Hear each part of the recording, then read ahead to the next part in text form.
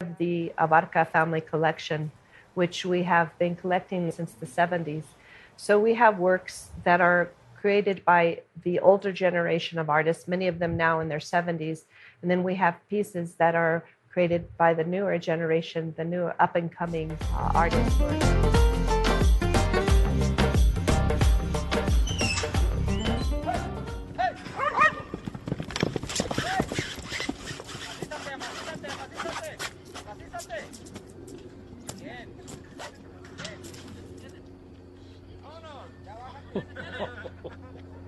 Make sure you got that shot.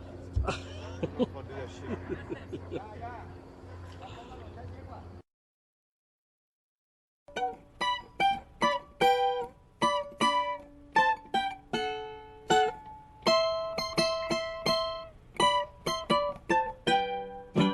Dulce madre mía, como tú lo ves, canto mi alegría postrado a tus pies. Dulce madre mía, como tú lo ves, canto mi alegría postrado a tus pies. Por eso te pido, madre de mi amor, no eches al olvido a este pecador. Por eso te pido, madre de mi amor, que no eches al olvido a este pecador. Welcome to the Land Use, Transportation, and Infrastructure Committee meeting of Denver City Council. Full coverage of this session of the Land Use, Transportation, and Infrastructure Committee begins now.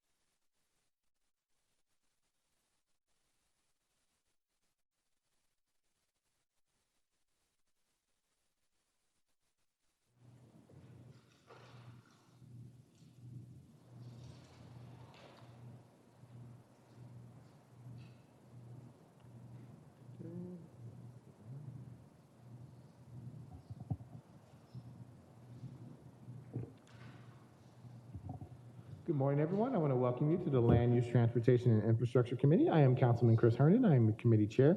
First thing I'd like to do is have my colleagues introduce themselves. We have two colleagues online, and we will start first with Council District 4. Good morning, Karen Black, District 4.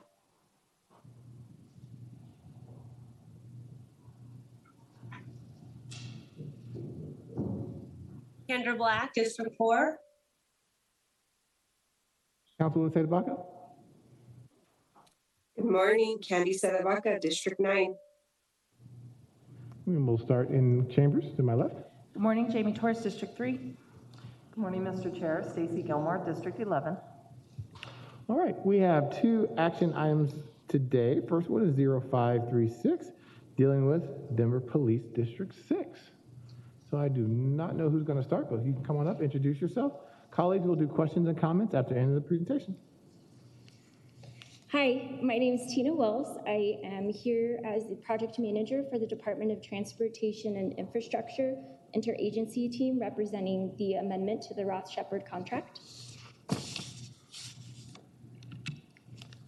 The action item is to amend Ross Shepard's contract by adding approximately $5.15 million for a new contract total of $5.57 million and 3.5 years for a new end date of December 31st of 2025. The amendment is for phase 2 of the Denver Police District 6 replacement project as part of the Elevate Denver Bond program. The amendment does include full design, construction, administration, outreach services, and the renovation of the pre-arraignment detention facility, otherwise known as PADF, which is located at 1331 Cherokee Street, in Council District 10. The existing DPD 6 facility was built in 1959 as a medical office. Through previous site assessments, it was confirmed the facility is deficient in space and they are acting at about 145% occupancy. Various sites and other locations were considered for the future DPD 6 site, including the existing location.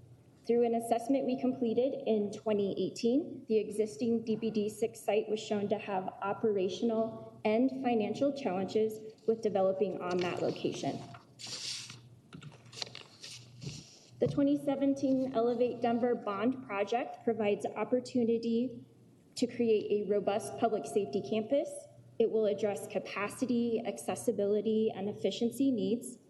It will serve as a multi-use campus offering residents and businesses an accessible community room to gather and provide public safety officers a collaborative space to improve collaboration. The PADA facility is identified as the future site for DPD 6. The location repurposes and activates a city asset, creates holistic safety campus, and is a location within the Police District 6. Design and construction of the PADA facility to support DPD 6 is estimated at about $47.5 million. We anticipate funding sources to include $25 million of named Denver Elevate Bond Program funds, $9 million bond public safety purpose contingency, and at least $13.5 million of proceeds will come from the sale of the existing site. Pending the outcomes of the land sale, as well as cost refinements that occur throughout the design process, funding for the supportive projects may come from additional real estate proceeds, bond reserves, and CIP. Additional supportive projects include relocating the evidence storage from PADIF to another location, which we estimate at about $5 million, and deferred maintenance improvements to the plaza, which we estimate at about $3.5 million. The cost and financial plan will be refined throughout the design process. Programming for the new DPD 6 facility occurred last year. We launched outreach earlier this year. We did receive the remainder of the Elevate Denver bond funding in issuance 5, thus providing us the funding we needed for this amendment to Ross Shepard's contract. Design for the facility will start in fall of this year and continue through 2023. We anticipate some early construction occurring in 2023 and will continue through 2025. We anticipate DPD 6 occupying their new facility in late 2025 and into early 2026. Thus, we are hereby requesting approval for the amendment of the Ross Shepard contract for full design services. Does anybody have any questions? Thank you very much. Colleagues online or in chambers, any questions? Up first, Councilwoman Torres. Thank you so much. A lot of my questions were on slide 5, just on the financials, and how much has already been expended, and I think, is that already in that particular slide? Or It's not in the particular slide in terms of what has been expended to date. So what has been expended is about $420,000 for the phase 1 of programming for Ross Shepard's contract. Okay. And then contingency, is that taken from the 25 in bond, or is that separate from the 25? I'm going to defer to Emily on this with Department of Finance. Okay.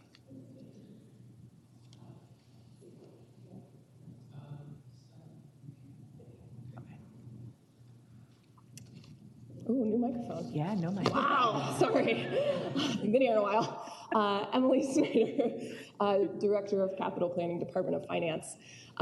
So as we do when we establish our bond programs, each purpose has contingency assigned to it. So the $9 million that is associated with this particular action is from Purpose 5, the public safety purpose contingency. So it is in addition to the 25 million.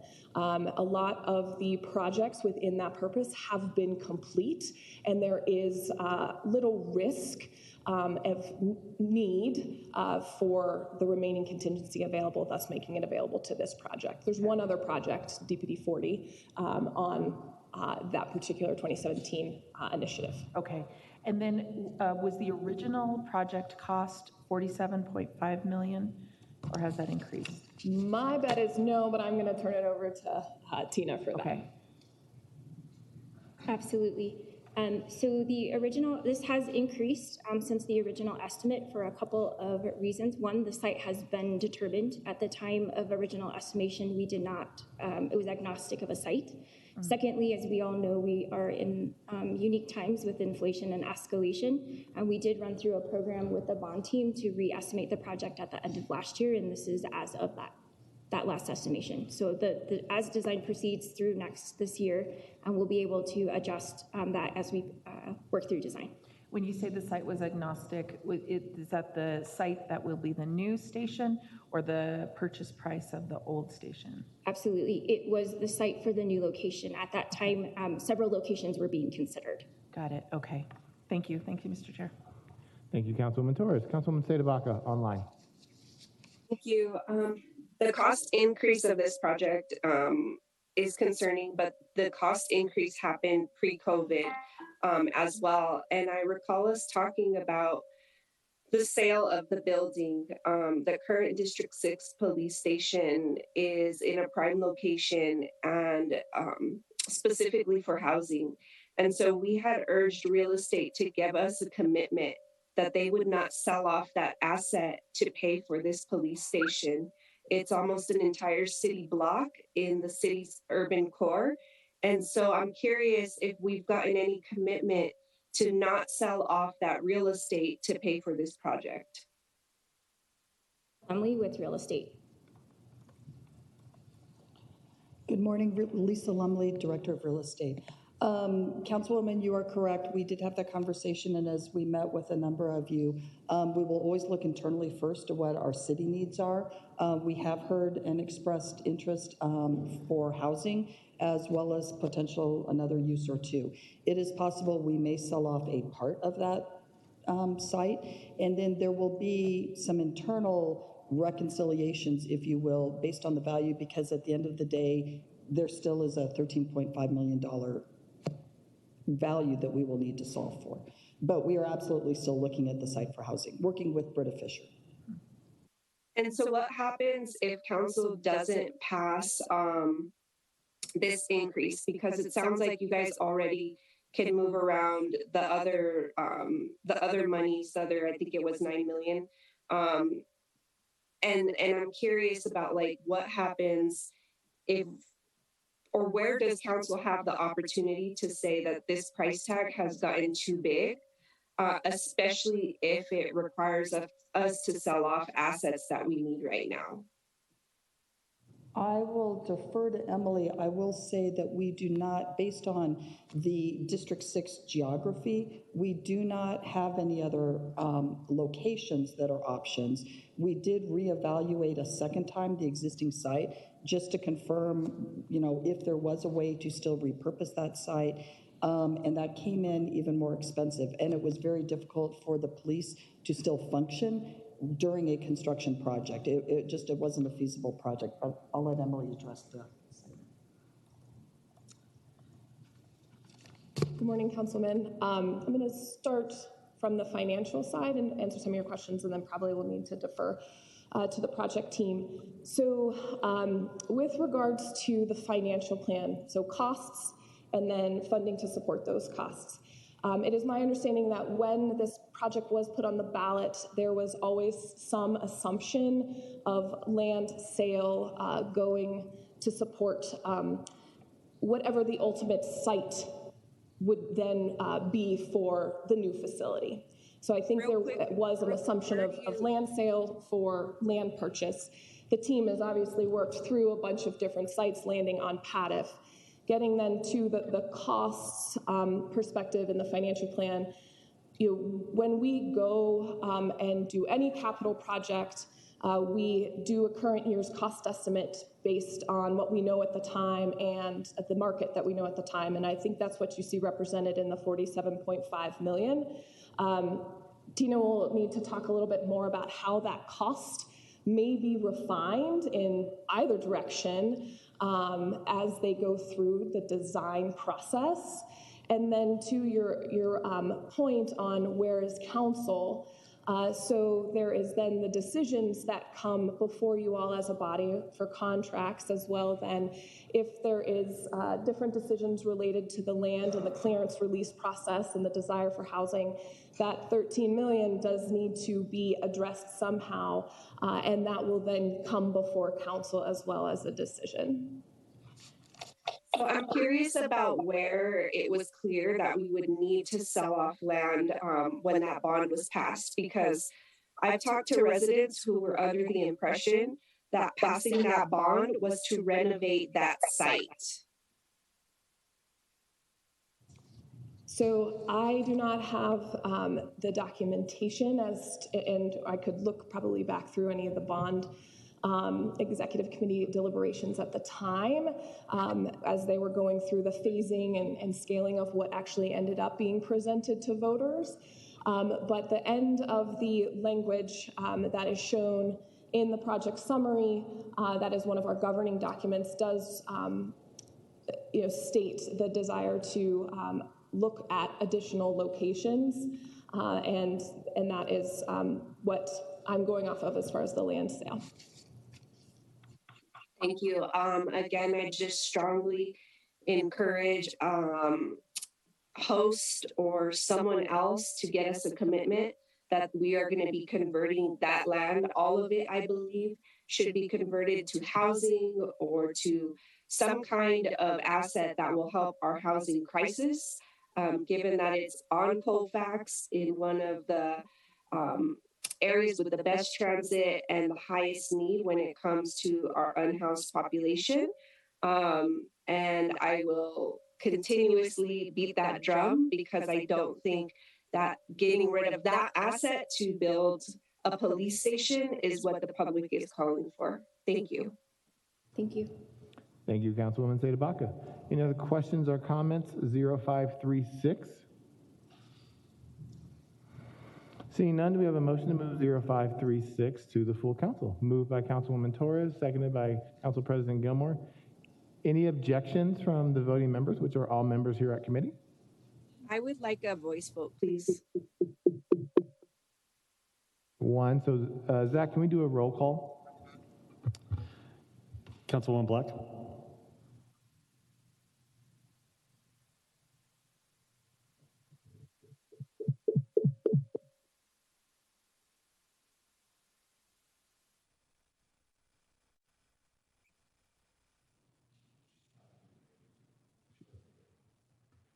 Councilwoman Black cannot hear us. We'll come back to Councilwoman. We'll come back to Councilwoman Black. Councilwoman Said-Abaca. No. You were too quick.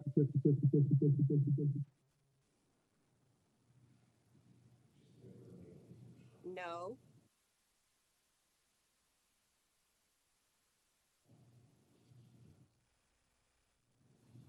No. We're going to count that as a no vote. We'll take that as a no, Councilwoman. Thank you. Aye. Councilwoman Gilmore. Aye. Councilman Herndon. Aye. And see if we could get Councilwoman Black.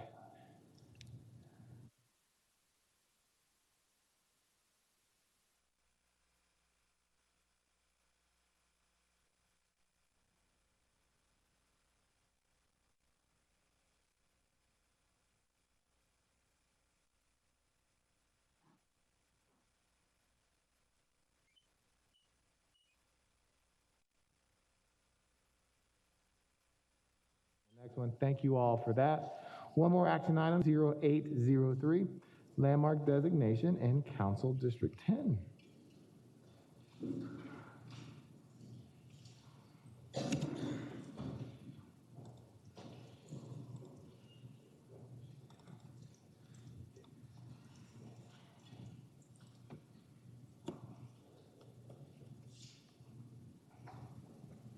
Good morning.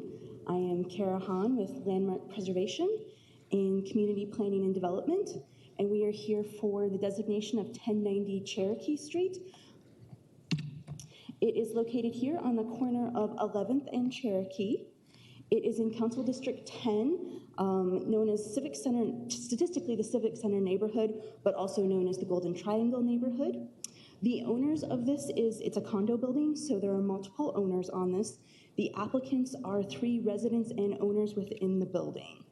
And we as Community Planning and Development held a community meeting with the owners. It was a virtual meeting this spring and did not hear, we provided an opportunity for questions of all the property owners, and we've only heard support from the residents and owners within the building.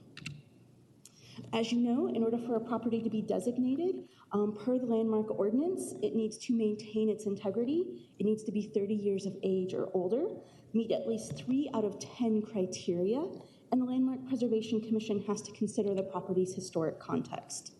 For this particular property, it is significant under criteria A, C, and D, as found by CPD staff and the Landmark Preservation Commission. We'll go through each of these.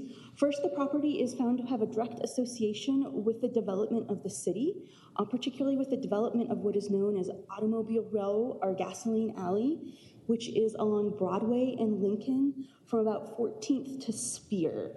And this was where you saw car dealerships, service stations, and auto-related industries, as well as on the somewhat surrounding buildings or surrounding streets that you saw more of the industries of like painting and maintenance and garages, and you saw often the car dealerships on Lincoln and Broadway. This is a 1929 to 1937 map, and it shows, as if you can see, all of the auto sales, all of the car dealerships that are surrounded the area. And this particular building was associated with the Cadillac dealership. So what you're seeing here is an image of R.R. Hall's Cadillac showroom at 1376 Broadway. It has since been demolished. The building that we're looking at is, so the building here that you're seeing there, which is up for designation, was the service station for the Cadillac building. It was constructed in 1921 as to be a state-of-the-art facility to live up to the Cadillac Services name. It was to allow both customers and employees to have an excellent service location. It had all of the services for the employees. It had a library for employees to make sure that they could look up anything they needed to know about the Cadillac dealership or any of the cars they were working at. And it served the Cadillacs. It served as a Cadillac service station from 1921 to 1945 when it was turned into a wholesale florist. So the building is representative of Denver's shrinking automobile row. We don't really see a lot of that, and it's also for a service building, that it doesn't necessarily have to be the showroom itself, but that it talks about the development of Denver, and particularly the Golden Triangle area that turned from a residential area into a more auto industry area. And then it's also significant with the redevelopment of Golden Triangle. So in the 1920s and 30s, we saw it as an auto industry area. There was a decline in the Golden Triangle neighborhood. And then in the 1980s, Zeppelin Development purchased the property and turned it into a lofts. It was one of the first residential areas in Golden Triangle. It helped kickstart the redevelopment of the neighborhood, and is a good example of the reuse of a historic building, going from an auto to a wholesale florist to now a currently, and what is its continued use is as a condo and lofts building. And so this really reflects the development of Denver as it has changed over the last 100 years.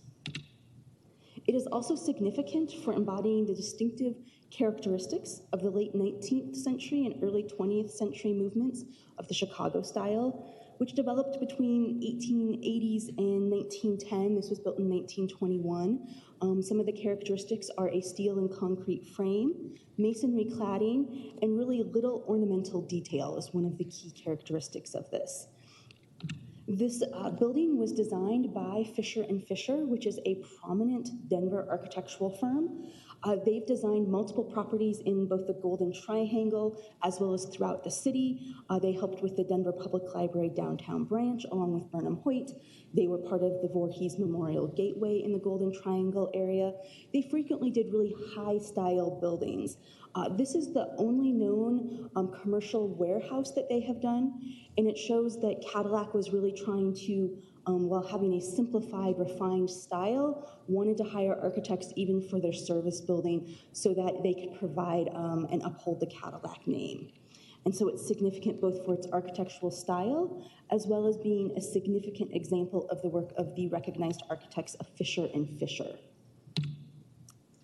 The building retains excellent integrity. As you look at these three images, all taken from approximately the same location, how you can kind of really tell them apart is really by the street and the cars, whether the street is paved and what kind of cars you have, but the building itself remains remarkably unchanged. And so it has excellent integrity. The LPC considered its historic context. They talked about how the Golden Triangle area slowly developed in the 1880s and 1890s. It was primarily a residential neighborhood. It transformed to a commercial and auto area in the 1920s and 30s. In the post-war area, the area saw a little bit of decline, but then it redeveloped in the 1980s. And so the Cadillac Lofts is associated with that change to the automobile culture and then the later redevelopment 60 years later for the Golden Triangle neighborhood. The period of significance, or the time period for what it's significant and important, is its design and development in 1920 through 1985 when it changed use to a residential structure. The Landmark Preservation Commission found that it met the criteria of the 3 out of 10, that it retained integrity, they considered the historic context, and they forwarded it to you for your review and approval with a recommendation of approval, and Landmark Preservation staff also recommends approval. And I'm happy to answer any questions. All right, thank you. Any questions or comments from members of council? Councilwoman Torres. Thank you. Thanks, Kara. 3 of the owners are the applicant. How many other owners are there in the building, and did they do any petition or hear from them? They didn't do a petition. I apologize. I believe that there are 18 units, but I don't know that off the top of my head. I can find that out for you. Yes, so they did a lot of internal work over the course of a couple of years working with the community, or working with the residents, and then it is forwarded by members of the HOA board as well, so there's support there. But there wasn't a petition. There was no opposition that they heard, and as I said at the community meeting, we didn't hear any opposition either. Okay, cool. Thank you. Thank you. Thank you, Councilwoman Torres. Any other questions or comments? 0803. Seeing none, can we get a motion and a second to move 0803 to the full council? Moved by Councilwoman Torres, seconded by Council President Gilmore. Any objections from the voting members? No. Do not see any objections, so 0803 moves to the full council. Thank you very much. All right, those are our action items. We do have one briefing, a group living update. Andrew, welcome back. You can introduce yourself. Take it away. Absolutely.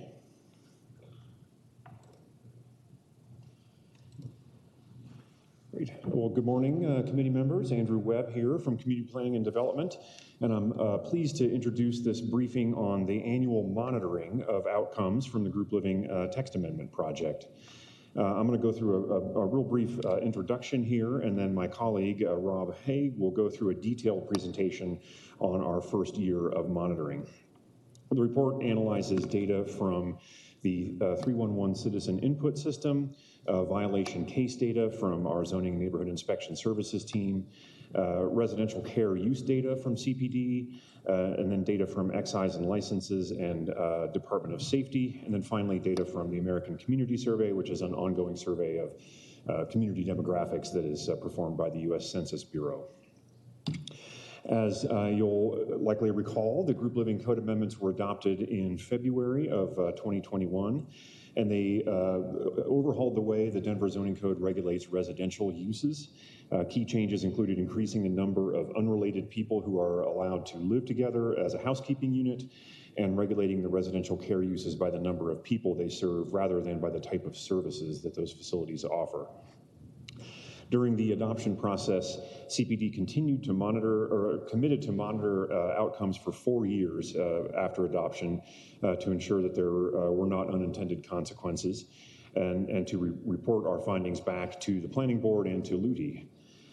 So immediately after the adoption, our colleague Libby Kaiser and I worked to develop a set of metrics that were related to residential uses that could be easily accessed and updated year over year to help identify any trends. And then we obtained baseline numbers as a starting point. And over the last year, Libby and Rob here and I have been working to pull together another round of data to illustrate any changes that have occurred in the first year since adoption. So Rob will go through the next few slides, which provide an overview of those metrics year after year, and then after that, we'd be happy to answer any questions.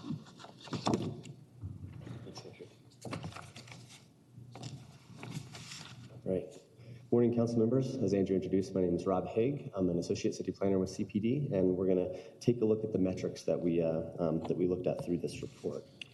We've forwarded a couple slides. Let me get back to where we are. Okay. So the first set of metrics is from the Denver 311 system. This is where residents can submit inquiries either by the phone, over through the Pocket Gov app, or online. We looked at 2 or 3 separate metrics here. This first metric we looked at is for the number inquiries received related to the number of unrelated occupants. So the number of inquiries that were received in the baseline period to the first year dropped from 128 inquiries to 75. Additionally, we looked at the number of inquiries related to the number of vehicles and also parking on the lawn. These numbers also decreased from 889 to 712, about 20% from the baseline to the first year reporting period. So the next set of data we looked at was from the CPD's Zoning and Neighborhood Inspection Services Division. We looked at I guess one piece of data that we broke down 3 different ways. This first column shows the total number of ZNIS cases related to unrelated occupants. So this would include any time that an inspector completed an investigation, and this may or may not include cases where there was a violation found. This number decreased by half from 46 cases to 23 cases. Digging a little bit deeper into that information, we took a look at each of those cases to verify whether or not there was actually a verified unrelated occupant violation. In the first baseline reporting period, we found that there were 6 violations. And in the first reporting year, we found that there were 0 actual verified unrelated occupant violations out of those 23. Additionally, we looked at the number of unrelated occupant or violations that also had or had an unrelated occupant violation and a number of vehicles violation. We found that there was 1 in the baseline period and 0 in the first year reporting period. It's also worth noting that there were 2 of the cases of the 6 that were cited for being in violation were later permitted as a boarding house or residential care use. And 2 of those cited violations, an additional 2 of those 6 violations would now comply with the updated regulations. So community planning and development also maintains a list of all of the residential care uses that are active. So this includes permits, and then in the first baseline reporting year, we verified how many of these were actually still active. We found that number to be 136 residential care uses active in the city. Between the first year reporting, between the baseline reporting and the first year, there were 2 additional zoning permits issued for residential care uses in the city. We also obtained information and data from excise and licenses. They have data for the number of active boarding home licenses. This number dropped from 44 to 38. They said that there wasn't a clear indication of or cause why that number has decreased. However, based on some media reports, there is some anecdotal evidence that some development pressure is resulting in some pressure on these active boarding home uses. Additionally, we got information on the active short-term rental licenses. This number has increased from 1944 in the baseline year to 2173 in the first year reporting period. This is an increase. However, we feel that this number is probably more heavily impacted by things like the pandemic and other things going on in the world right now. because we still have not yet reached the pre-pandemic numbers, 2,580 recorded on February 3rd, 2020, before the pandemic began. So we also received an extensive report from the Department of Safety. They compared the number of police responses to community corrections facilities to those with apartment buildings with 20 or more units. In the first reporting, between the baseline and first year reporting period, there were 27 apartments with 20 or more units. The average police response to apartments with 20 or more units was 27, and that dropped by 1 just to 26 in 2021. In community corrections facilities, this number in 2020 was 31, and the number in 2021 was 55 average police responses to community corrections facilities. However, it's worth noting that they did have a noted increase of responses that were related to either routine business or to company medical responses. So in 2020, 56% of this activity at community corrections facility was either for routine business that's related to those uses or to accompany the medical responses. That increased to 73% of the activity in 2021 was related to routine business or to accompany medical responses. So the increase actually outside of those numbers is fairly minimal. Additionally, there was only 1 new arrest at a community corrections facility within this first reporting year. The last metric we looked at was from the American Community Survey. This data, because of the delayed reporting period through the American Community Survey, does not yet provide information for a period of time since the adoption of this text amendment. However, we still wanted to include it because it is part of our the monitoring metrics, and we do feel that this will provide some valuable information in the future. However, it'll take a couple years for that to develop. It's not quite baked. So in conclusion, some of these estimates and data are not yet available for analysis. There are not significant changes in the metrics that will allow for conclusions to be drawn at this point, at this just the first year of monitoring these metrics. The group living text amendment has not resulted in an increase in zoning violations or in 311 inquiries for unrelated occupants. Just a reminder, the CPD will continue to monitor and report on these metrics for the next 3 years, and we'll see which trends develop. I'd be happy to answer any questions, return to any slides that you'd like to see again. Thank you. Thank you both for your presentation. Any questions or comments, members of council? Council President Gilmore, you're up first. Thank you, Mr. Chair. Appreciate the report out. And I wondered if you could go back to the slide that showed the police response to the larger facilities. And I think it'd be really helpful if we could break that out a bit more, because what you shared and I don't know if we can show the slide up on the screen perhaps, and you can get back to it, but where it was, I think, 31 and then, 55, it would be super helpful to have that broken out, because I think where you see it right there, it gives one narrative, but when you broke it down, and that I believe you said out of the 55 that were in 2021, 73% of those, or could you read back the statistics? That's correct. Yeah, thank you. I agree. I think this does merit some more explanation. So in 2020, of those 31, that average police response of 31, 56% of that activity was routine business or accompanying medical responses. In 2021, that number increased, or that percentage increased to 73. So doing the math there, it breaks out to about 14 or 15 both years. So there's very minimal change. But thank you for calling that out. I think if even on this slide, if you could further deaggregate it so that we could see it, that's important. I mean, we are still in a pandemic, and I would be interested if, what constitutes routine, and then also the medical responses. Were those medical responses related due to COVID? due to mental health issues, et cetera. If you could give us a little bit more information on that, I'd really appreciate it. Sure. Yeah, I can just kind of answer briefly. There's a really extensive report that accompanied this that came directly from the Department of Safety. And I'm happy to follow up with them as well and see if we can get more of a clarified answer. But in their report, they did talk about why that might be the case and what might relate to that increase or what might have caused that increase. And I'll just read exactly what they said here, that the reasonable hypothesis is that well into the pandemic, everyone was simply on higher alert for medical issues and therefore likelier to call for paramedics. So that was the response that's in the report, but I'm happy to do some digging and get a little bit more of a complete answer.